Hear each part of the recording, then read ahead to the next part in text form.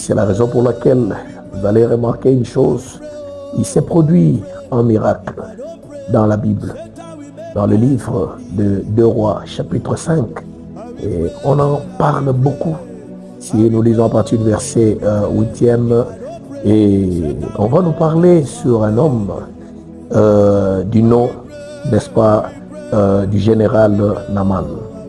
Alors, cet homme, tel que la Bible nous le présente, la Bible nous le présente comme étant un guerrier. Donc, il y a 2 présentations, n'est-ce pas, qui sont faites à l'endroit de cet homme, de Naaman. Dans la première présentation, on nous le présente comme un vaillant. On nous présente Naaman comme un homme fort. On nous présente Naaman comme un guerrier. On nous présente Naaman dans sa forme positive. Et vous allez voir, à la fin, il y a une autre présentation. Et là, on nous présente l'aspect négatif de Naaman. On nous dit qu'il était lépreux.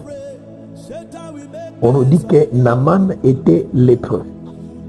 Mais, vous savez comment la délivrance de Naaman est arrivée? La délivrance de Naaman est venue par le canal d'une petite fille israélite qui a été amenée dans la captivité lors de la guerre qu'il y a eu. Et c'est comme ça que cette petite fille était au service de la femme de Naaman. Étant dans la maison de Naaman, celle-ci pouvait découvrir les faiblesses de Naaman. Oui, à l'intérieur de la maison. Parce que chaque homme est fort dehors, mais il est faible dans la maison. Il est faible chez lui. Allez-y comprendre, frères et sœurs. À l'extérieur, l'homme a une autre image. C'est l'image d'un homme fort. Mais à l'intérieur, c'est le plus faible. Et c'est ça la réalité de plusieurs leaders. Oui, on peut les connaître tels qu'on les connaît. On connaît leur position, leur force. Mais nous ignorons souvent leurs faiblesses. Oh, c'est souvent peut-être la femme, c'est peut-être l'enfant, ou c'est peut-être un membre de famille. Et c'est ce qui fait le cas avec la petite fille israélite qui habitait dans la maison de Naaman. C'est elle qui va, n'est-ce pas, découvrir que Naaman est lépreux. Et elle va parler à sa maîtresse en lui disant que si mon maître était à Samarie et qu'il rencontrait l'homme de Dieu qui est à Samarie, il sera guéri. Ou il serait guéri, parce que c'est au conditionnel qu'elle disait, il serait guéri de sa maladie.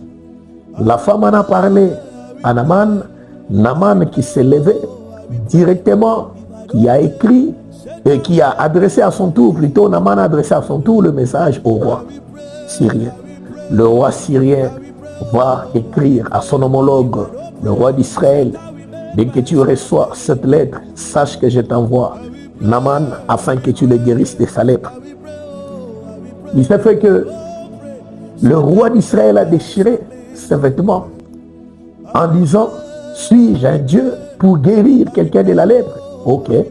Là, il nous révélait que pour guérir de la lèpre, tel que les livres de Lévitique nous présentaient la lèpre dans Lévitique 13 et dans Lévitique 14. Donc, nous voyons que la lèpre ne pouvait être guérie que par Dieu lui-même.